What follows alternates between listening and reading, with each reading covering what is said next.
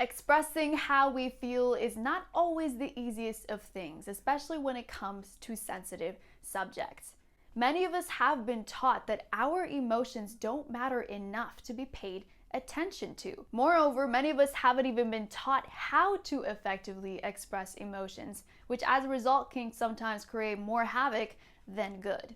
In this lesson, we'll be focusing on just that: how to effectively express emotions using our own point of view to discuss them with others and come up with greater outcomes and solutions.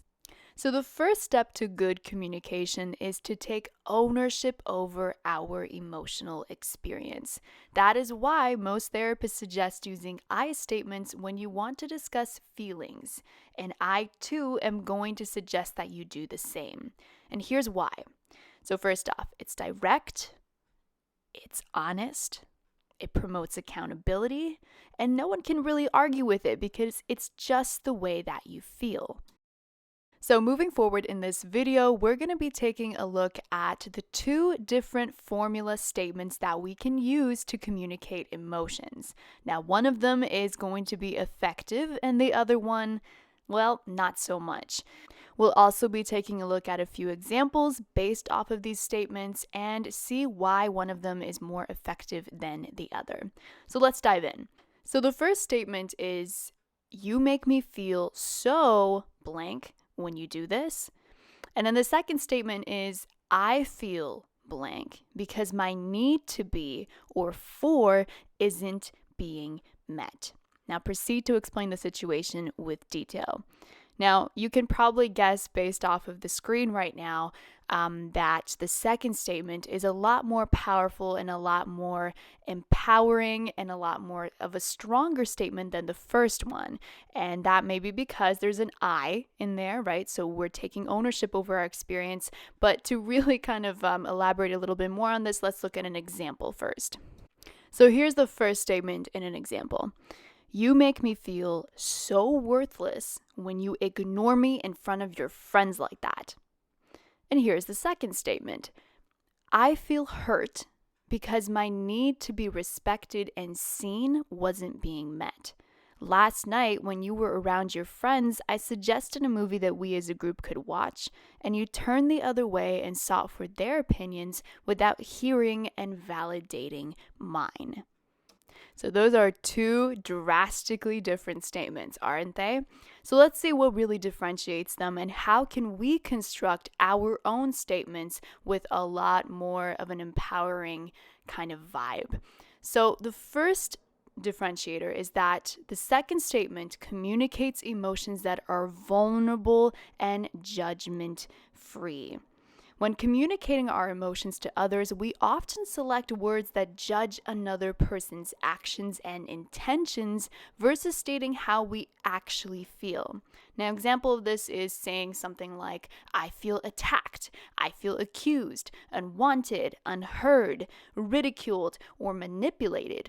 Now, although we may initially feel this way, it's important to look into the vulnerable feeling that we're experiencing when communicating to others, because it helps them understand where we're coming from without an accusatory tone. Now, in the workbook that you received earlier in the beginning of this course, you'll find a list of ways to describe feelings to others. So here are words that you should be using and you should not be using. Make sure to reference to that chart because I will not be including it in this particular lesson in the video.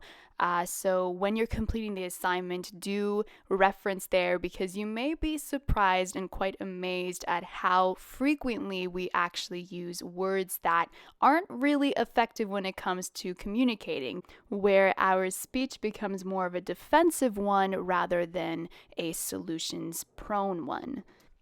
Now, if we look closely, we can also see that the second statement focuses on human needs rather than on our judgments of a person's intentions, which, let's be honest, is often portrayed in a negative light, right? Whenever someone does something, automatically we think, oh, they're doing it against us, right?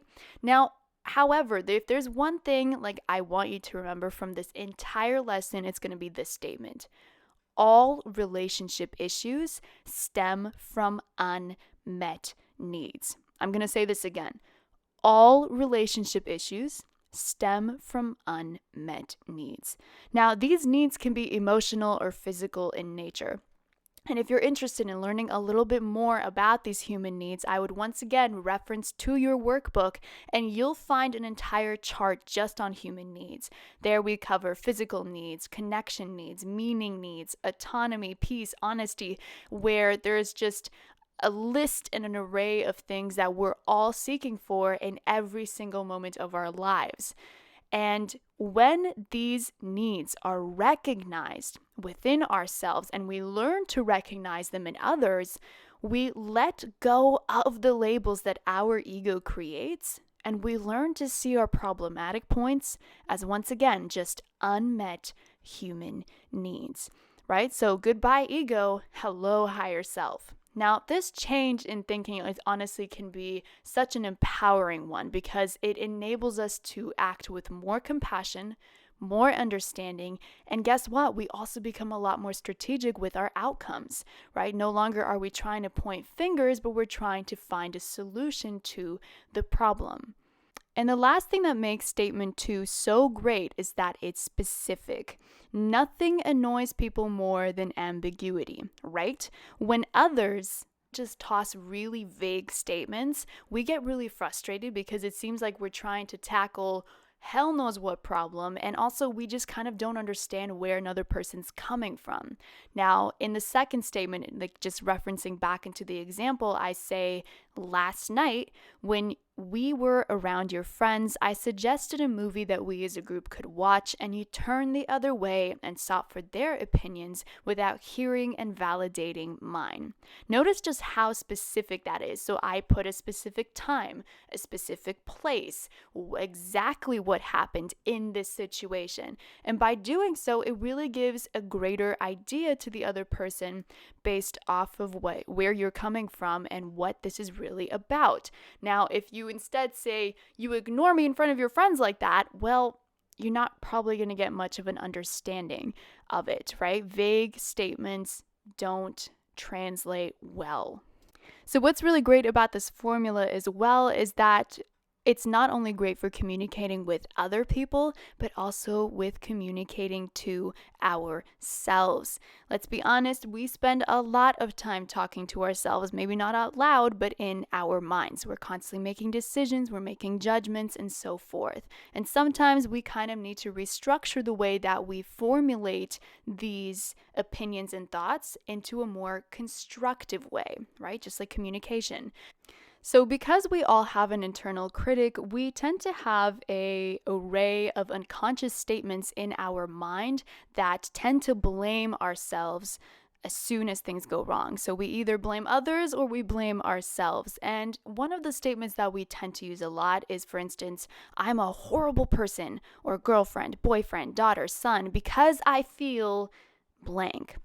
Now, this statement isn't really helpful, to say the least, and all you're really doing is kind of blaming your emotions onto yourself, which in your mind is basically confirming a character flaw. It's very important to learn how to reframe these situations by saying, I feel blank when I participate in this particular action. So here's an example. I am a horrible person because I feel so ashamed of the fact that I let my friend down when she needed me most. To I feel guilty and not proud of myself when I let people down, especially when I say I'd be there for them. So notice how the first statement focuses on a label. This is a label developed by our ego, and it will do anything to confirm that particular belief about ourselves. Is this helpful?